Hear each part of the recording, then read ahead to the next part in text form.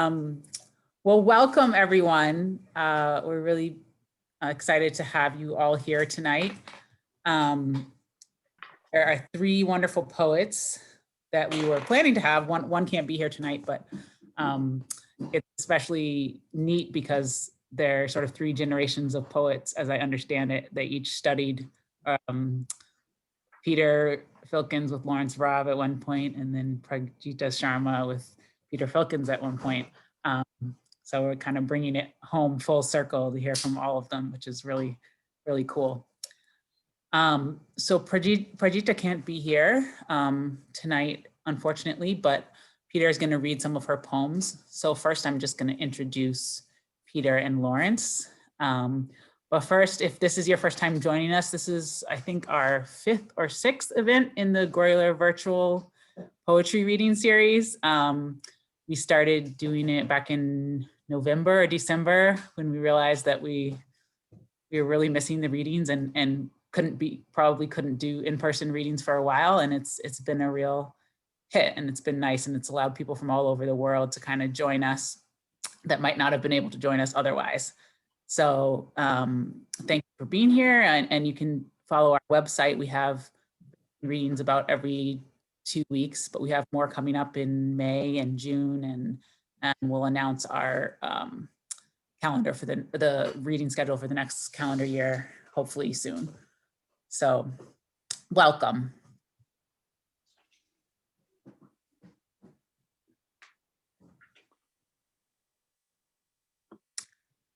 All right, first up, we have Peter Filkins. Peter is the author of 5 collections of poetry, the most recent of which, Water Music, is just out from Johns Hopkins University Press. His previous volume, The View Were Granted, received the Sheila Margaret Motton Best Book Award in the New England Poetry Club, from the New England Poetry Club. And his poems, essays, and translations and reviews have appeared in the Paris Review, the Yale Review, the Sewanee Review, Poetry, the American Scholar, and numerous other publications. He teaches writing and literature at Bard College at Simon's Rock and courses in translation at Bard College. Peter will start off. He'll read some of Pragita's work and some of his own, and then he will be followed by Lawrence Raab, who is the author of 9 books of poetry, including Mistaking Each Other for Ghosts, Tupelo 2015, which was longlisted for the National Book Award, and named one of the 10 best poetry books of 2015 by the New York Times. An earlier collection, What We Don't Know About Each Other, Penguin 1993, was a winner of the National Poetry Series and a finalist for the National Book Award. His most recent book of poems is The Life Beside This One, Tupelo 2017. He is the Harry C. Payne Professor of Poetry Emeritus at Williams College, where he taught for 42 years. We're really honored to have you both here tonight. So welcome. Thank you, Didi. And again, thanks to the Grolier. As I said earlier, it is such an honor and a pleasure to read at this wonderful bookshop, if even only virtually. And I do encourage everyone to support it as best you can. I believe it's only one of 2 bookshops in the countries devoted singularly to poetry. The other one, I believe, is in St. Louis, the Raven, if I remember right, or Kansas City. But it's a pleasure to be here. And we are going to do a little slightly different order. I'm going to read some poems of Pragita Sharma from her most recent book, Grief Sequence, which was runner-up for the T.S. Eliot Award from the Poetry Society of America. It is a wonderful book. It deals with the death of her first husband, Dale, from a very ravaging disease. And when I read it, Pragita, who was my first poetry student at Bard College at Simon's Rock in Great Barrington, when I started in 1988, she was my first poetry thesis student. So we've remained in touch and have remained friends over the years. And when I read Grief Sequence, I wrote to Pragita and said, "You have written a beautiful book." I said, "Check that. You have survived a beautiful book." And beautiful books come out of duress so often. And of course, this was a deep duress in losing her husband, Dale. I highly recommend it. It really is a beautiful book. I'll read 3 poems from it. The book moves out of Dale's death to meeting someone new towards the end of the book, and I'll read those poems for her partner, Mike. Glacial National Park and the Elegy for Mike, July 2016.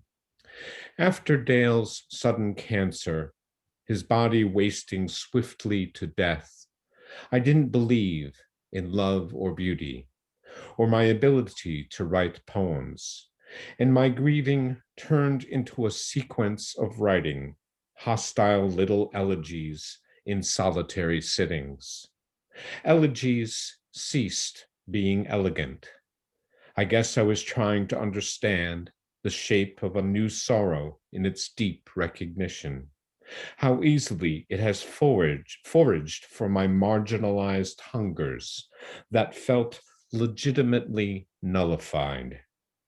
With it, figurative language estranged itself from crafting mutable metaphors of the natural world, standing in its place within adjectival phrases.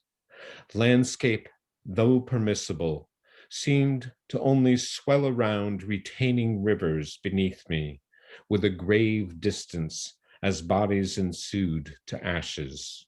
And I didn't utter dust to dust, and yet only after losing many months and time, I did slowly begin to notice a greener, faint tint to the sunlight. This felt like a small divinity. Finding you was this too, after such importunate abandonment. I said, this is a remarkable lightness I feel. I couldn't imagine it before I felt it. You told me to look at the moon. I did. That's what you did after Marie died. And you believed all moons in the sky to be elegiac or real. You represented a steadfast truth. I proposed then a drive to Glacier, a fine, faultless finery, the firs, pines, and stillness.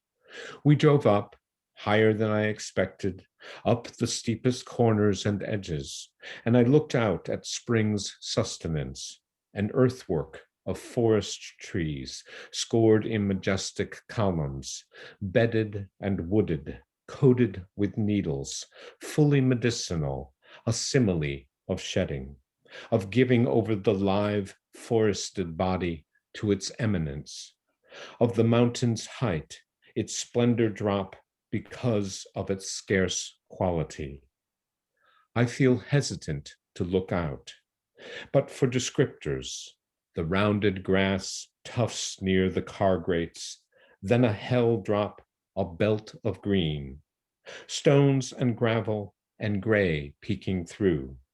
This driving with you is a climb of faith, I think, and I feel it along with a helpless irritation of lust in my throat and gut, and a pair of calloused and ashen calves and feet I seem to have earned.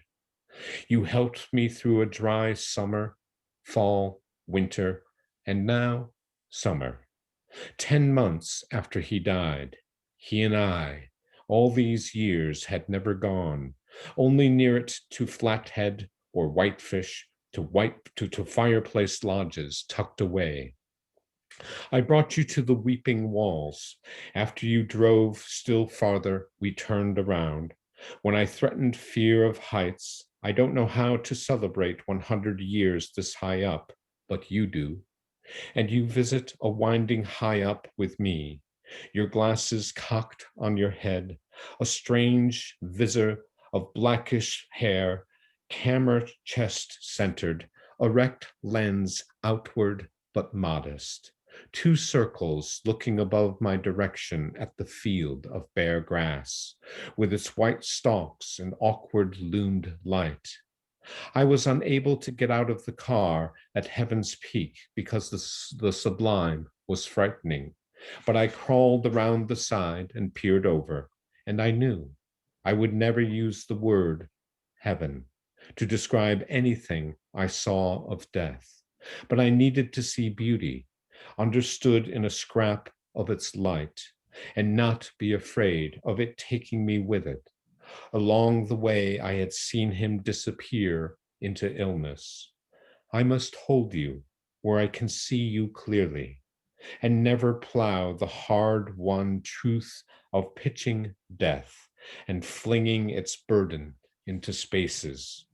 No treason, I feel, now, because the eros of the natural world lingers in sentience, flooding with its central question of what collectively crushes.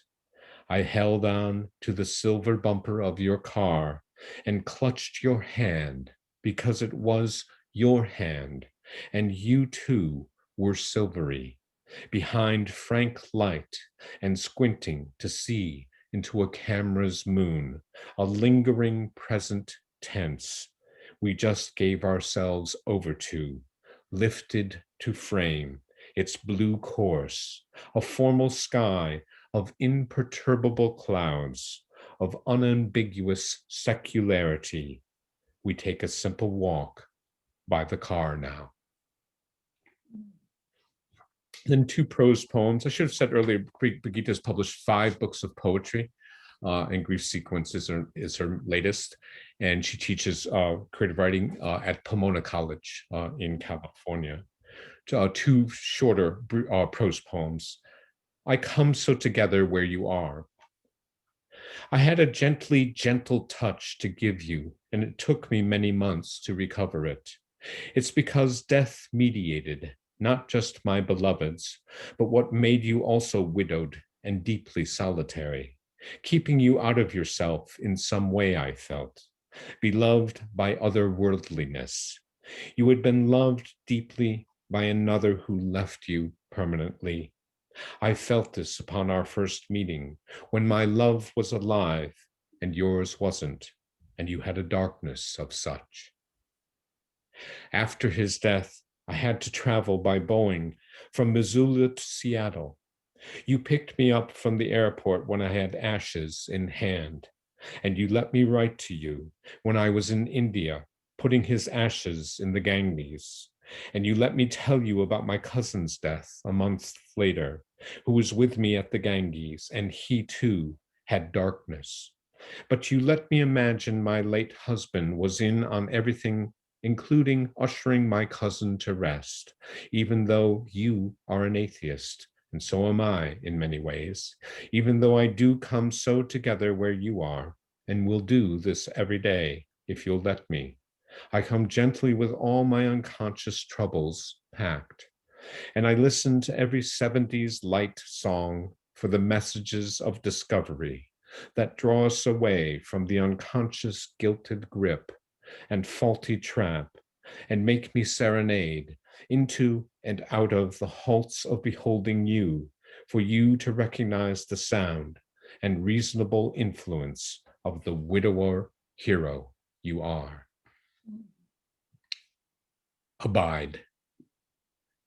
You have gone to get a haircut in Kirkland, but before you left, you rubbed my arms to warm them, out of the blankets with a dearness that I thought I would never find. When you grow older, and I fret that you too will die, you will tell me that I conflate the stars with tunes. I sang you Earth, Wind, and Fire's reasons, and we folded into the Delphonics. Didn't I blow your mind this time? And I said, you don't even know you did. You are too modest to even think you could, and you know somewhere hidden we live now to solve our soft hearts' problems, which come from the fallen places where they are the raconteurs who died on us. They took up the largesse of the art of death, but we don't care who had the better lover, the better spouse, the kinder or more considerate one. Now we can just take this morning and stretch out a line of aporia, an aphoristic, single-minded horizon of trees, buildings, and sky. On behalf of Brigitte, thank you very much. And I wish she could have been with us here tonight. Larry? Okay, thank you, Peter. So the first poem I will read, the title of the poem is a line from a poem by that fine poet, Tony Hoagland. So it's a quotation. His name is under it. And the title is, "The world provides evidence for almost anything. Sometimes beauty, you said, is an anesthetic.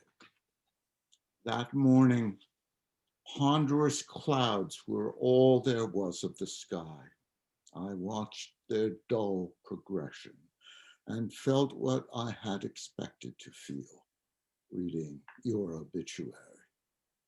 Sadness, of course, which isn't the right word or the wrong one either, but is like a small hesitation in a poem before nature enters to be suggestive, or in a better poem when we're asked to think harder. But right now, I just want that cherry tree in your yard, the one that keeps throwing its blossoms away with such abandon.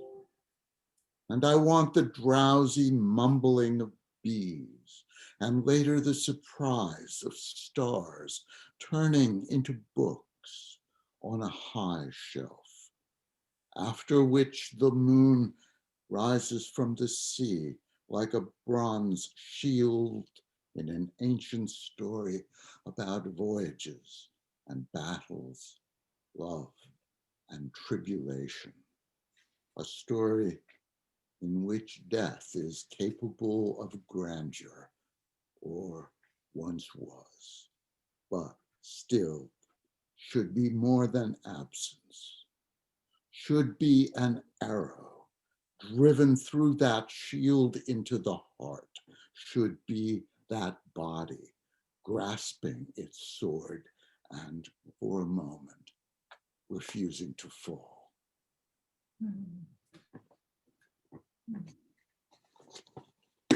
I see I'm not really on the screen. I don't know why that should be. You'll have to change your, up at the top right, if you do speaker view, it's controlled by your personal screen. So if you have to select speaker view, and then whoever's speaking should be. Yeah, it's on that. So It's on that? yeah. We see you, Larry. We see you fine. Oh, but I'm not taking up the whole of your screen. Because you On are. my screen you are, but sometimes it's a little finicky. All right, that's fine. As long as I'm there. Okay, this is a poem called Lies. These are the days of insolence and denial, which aren't so different from the other days when God told us what to do and we didn't do it, which meant one plague after another until finally God gave up. He must have decided we'd never learn, had never even tried. The lies we believed, we wanted to believe, the choices we made returned as history, then left us with all these books of predictions and charts of losses, and the hopes of some that God might consent to punish us again, but with one of those lesser plagues, so we get to live and be contrite. This time, we would tell him, we've learned our lesson and are very sorry, and will never do what we did ever again. The next poem is called Why We Are Here, which I know isn't a great title. I can never remember it, but the title clicks in nicely with the epigraph which is from the philosopher Ludwig Wittgenstein. Why we are here. I don't know why we are here, but I'm pretty sure it is not in order to enjoy ourselves. One afternoon in Vienna, almost by chance, you find yourself in front of the house where Wittgenstein once lived and considered the difficulties of knowing what we know. That was the summer you needed to decide about love, whether or not you were confusing it with affection. Soon her train would arrive and she would step out onto the platform, smiling but anxious. So what sense does it make that Saint Francis has followed her into your thoughts? As a young man, he chose a life of pleasure. Then he found God, gave everything he owned to the poor, and was loved by the animals. Which is why in many paintings, he comforts a rabbit or a mouse, and why the birds flock to him to be blessed. But now, as you hurry toward the station, Saint Francis turns into Venus, serenely poised on her shell above the waves. What happiness Botticelli must have felt to have created her luxurious hair and all the rest of her splendid body. Naturally, he loved her, emerging as she had from the labors of his art. Perhaps he hoped to be loved in return. Once, hadn't such things been possible? So you reach the station just as she steps from the train, her long hair brushed by the tenderness of the light of Vienna, and you're struck. This is like the beginning of a movie in which a man and a woman meet on a train, fall in, then out of love, then rob a bank with such clumsiness, they must want to be shot. And he is, but she doesn't care. Not anymore, since not caring, she tells him, is all you get in this life to protect yourself. Well, that was depressing. Your companion remarks as the credits roll and the lights rise. We should have gone dancing. Because if we aren't here to enjoy ourselves, why are we here? And she adds, you must realize, my friend, my sweet, my little mouse, the world cares for you as much as I do, which right now isn't much. Such cruelty, however, could be the fault of a poor translation from the French, since this conversation is happening inside a film, inside that other film about theft and betrayal and aimless disillusionment. All of it arranged to make the point that art is artifice and must be different from, or else the same as, what's real. Therefore, when the woman you've come to meet crosses the platform with that endearing skip and shrug, why not tell her you love her? And that seeing her now in this station is like arriving at the end of a long and perplexing story, full of apparently meaningless digressions that fall into place in the final chapter, leaving the reader astonished and overwhelmed.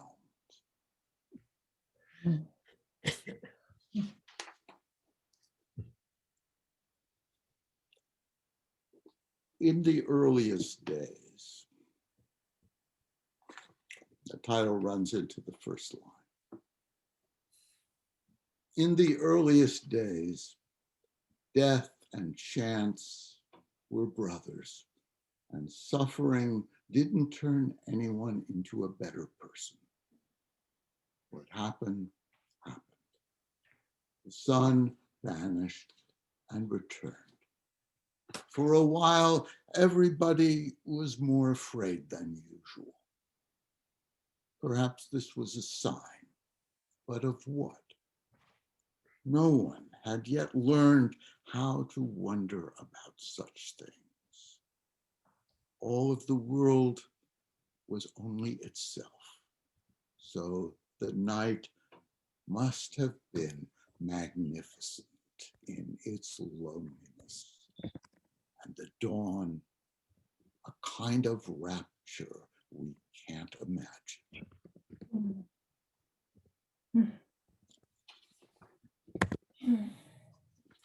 These are amazing.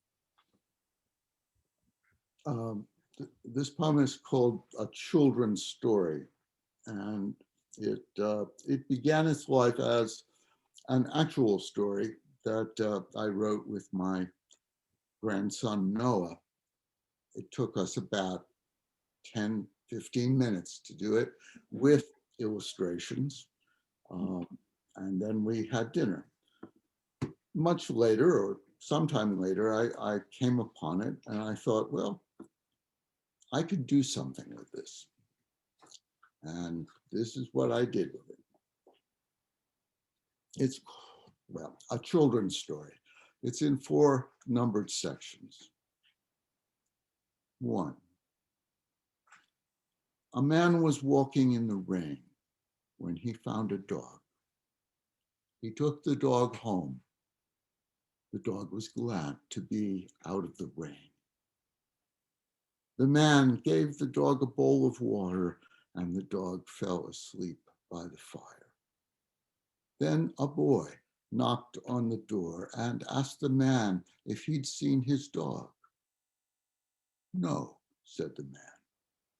The boy started to cry.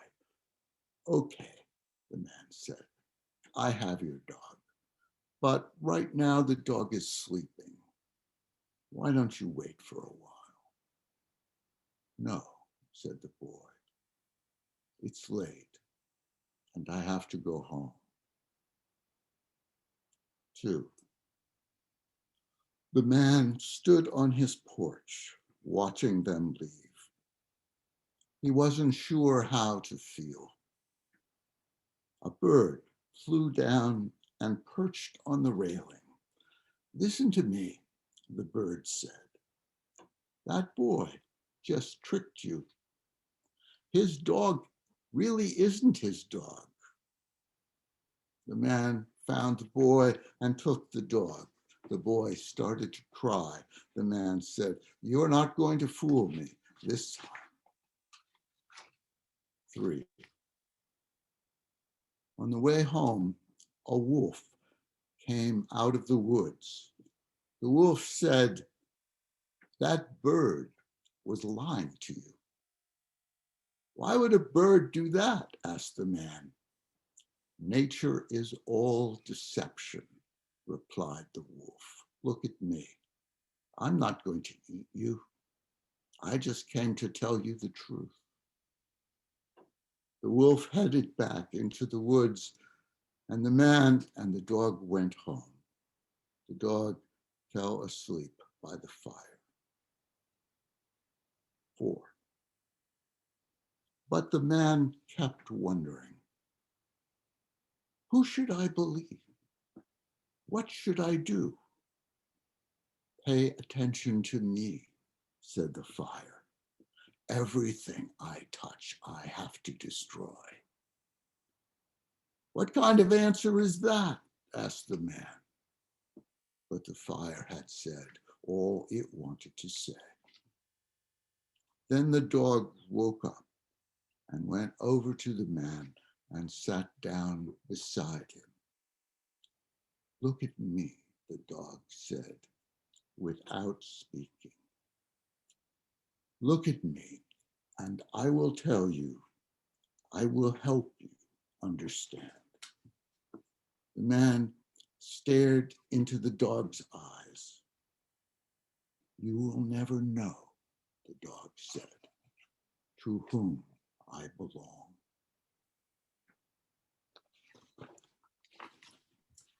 And the last poem, a short one, is called "A Little Music."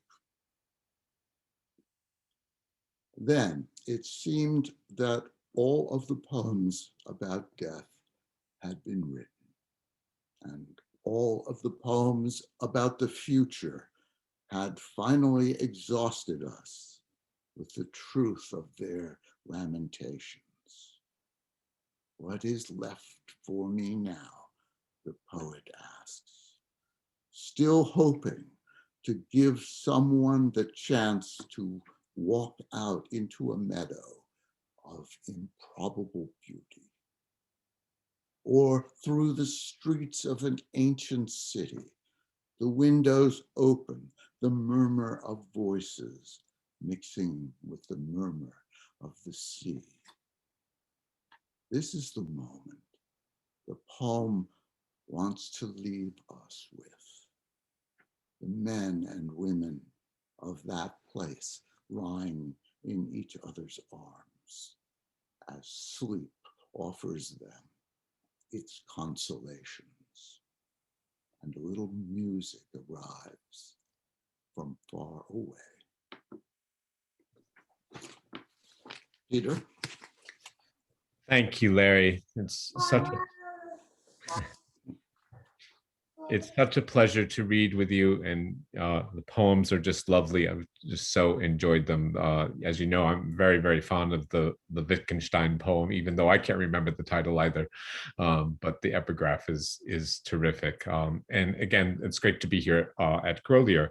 I'll be reading from the new book of poems, which is called Water Music, and has a slash between the two words. And as you can see, sports my friend Michael Zalahowski's artwork, which is titled "1,000-Year Stare," which I think sort of takes up the spirit of this book as well. I didn't know the title of the work before we selected it for the cover. The reason for the slash between water music is I'm trying to sort of tread the line between nature and culture. And as soon as we get into culture, we get into history and all of the problems of that and our lives. I'm going to begin with the very first poem, which is simply called, it's a short poem, it's called In Vivo, which means to perform or carry out within the body, particularly an experiment. In vivo. Suffering knows what cannot heal the self embedded in the pain of pain, and so continues unrestrained, lancing the mind that won't let go. The bloodied self, alone, sustained by sharper knowledge, suffering knows. I'll go on to the second section of the book, which is in some ways it has 10 poems in it, but I feel that they kind of fit together almost as a longish poem. There's nothing to really set up. They're kind of atmospheric, emotive poems of a passage through a time of duress, over a year, basically, because you'll recognize the seasons, and they take up nature as both solace and confrontation with the real in the face of duress. Obad is the first one, which of course is a mourning song. Obad. The seagull kiting in a cage of wind navigates again its scry of need. Beyond the docks, the wooden boats, rough barbs buoying flight toward an end to flight, and gravity riding the wind. Little problem.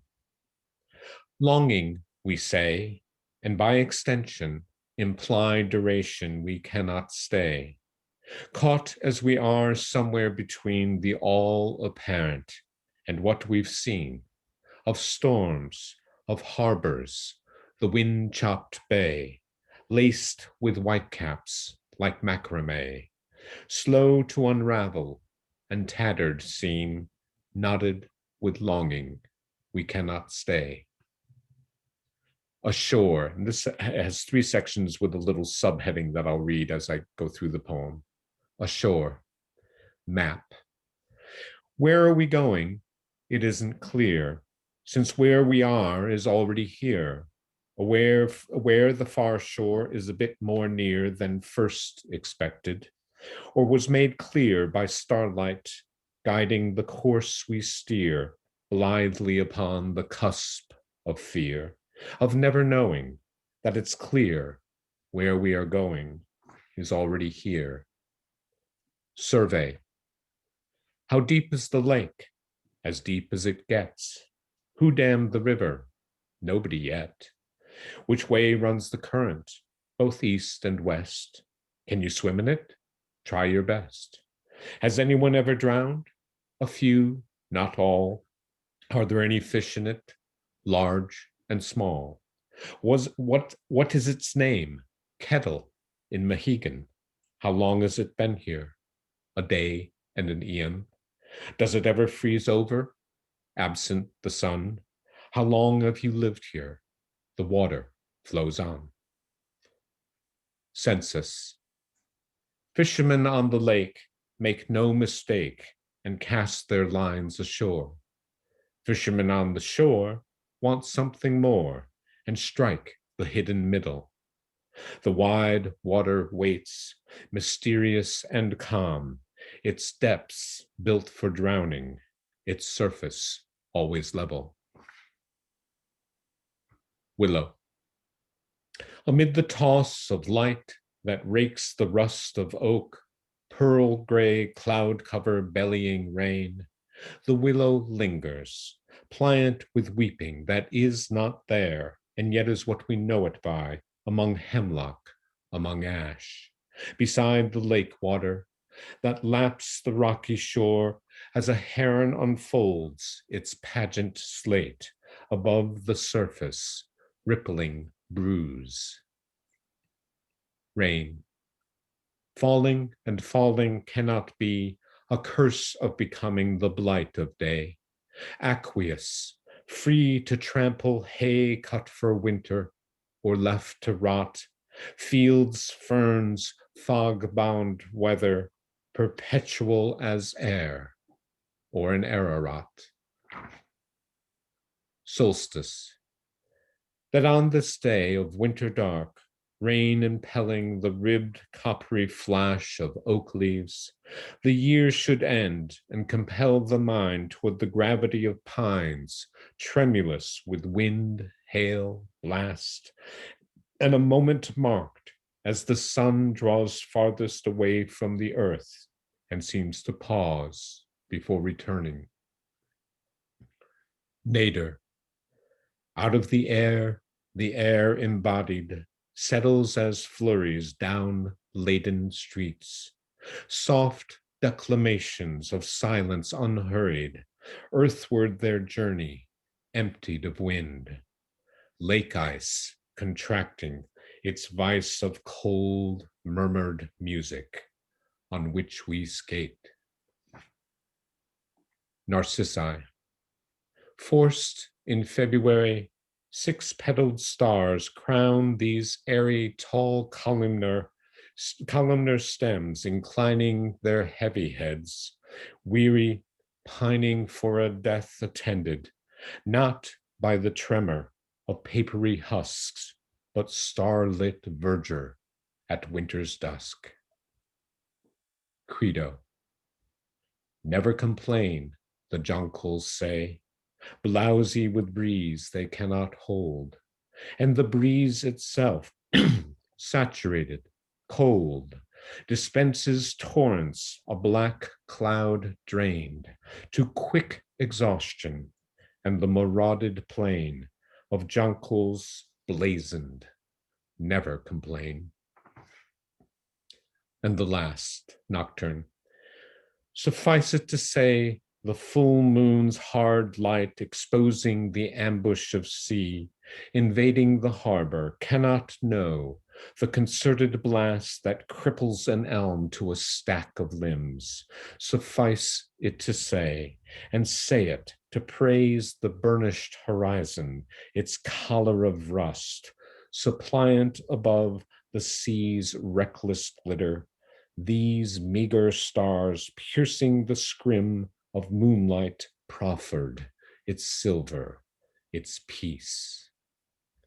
The third section comes back to a sort of more worldly view of nature, or even historical, or works with memory, or different elements of things I've read, or even elegy for other writers.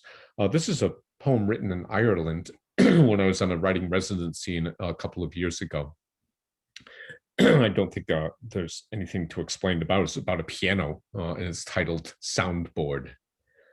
When Archie told me the incredible story of Lady Margaret's piano, an Obermeyer plucked from a forgotten warehouse in bombed-out Berlin, then secretly carted off, scarfed up by the Allies and loaded onto a plane, delivered to Ireland, only to end up the elaborate inlaid soundboard holding Peg's ashtray, her snooker of gin. Simply amazed, I couldn't stop thinking of Pasternak's piano, tossed from a window, workmen at his dacha deeming it worthless decades after his death, and the poem he wrote that warned his lover, the shivering piano will discompose you. Death is in the air. One opens up one's veins, much like a window. Where do I go next? This is a poem called Epiphany. There's a lovely Irish poet, Northern Irish poet by the name of Michael Longley, who was very good friends with Seamus Heaney. And Michael Longley is still alive, and I'm a great fan of his poems. I read a lot of them when I was on this residency. Michael Longley has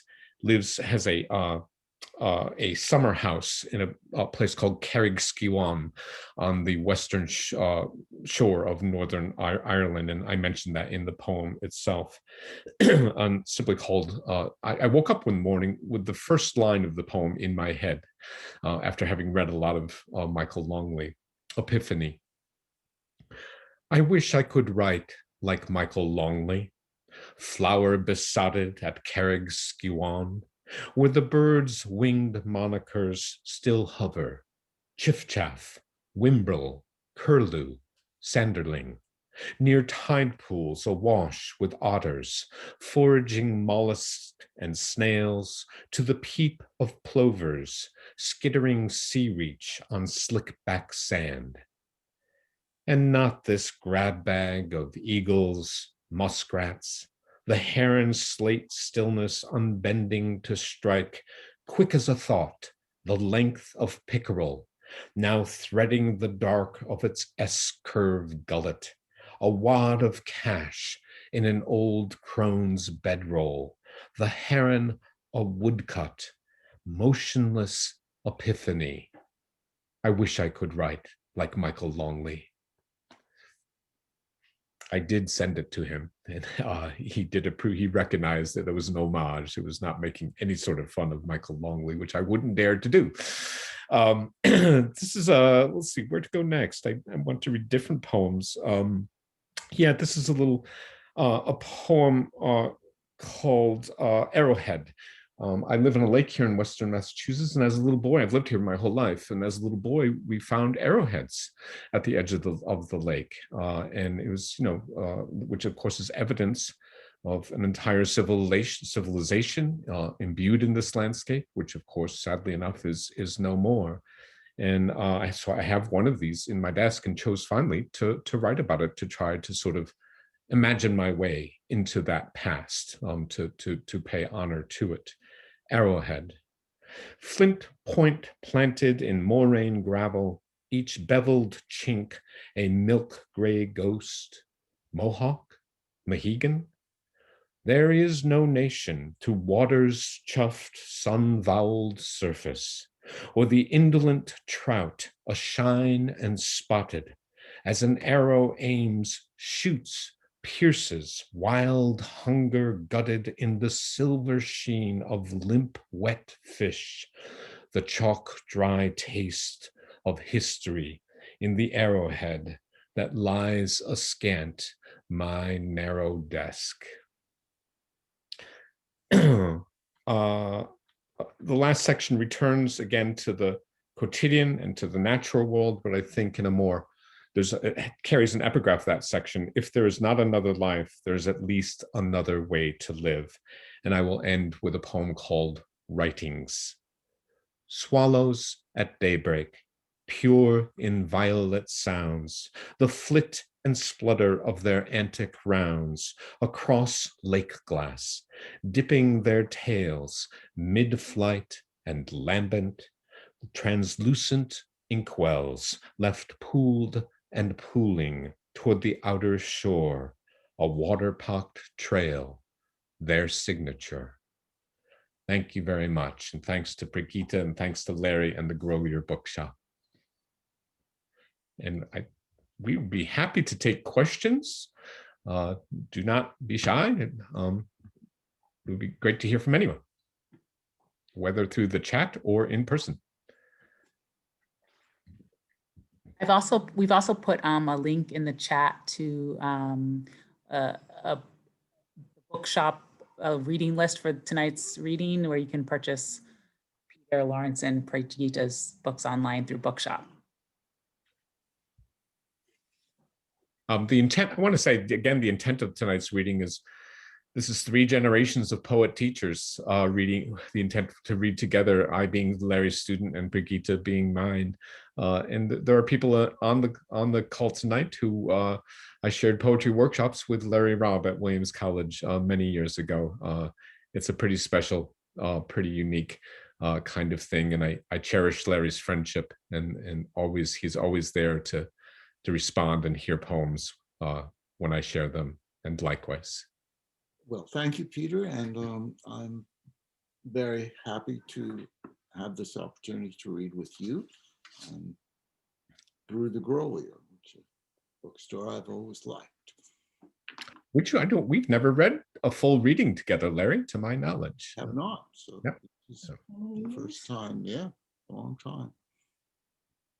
If there are any questions whatsoever, or Larry and I will finish with each a short poem that we can round. I just want to thank you for the extraordinary eloquence of language. It's absolutely beautiful tonight. Thank you so very, very much.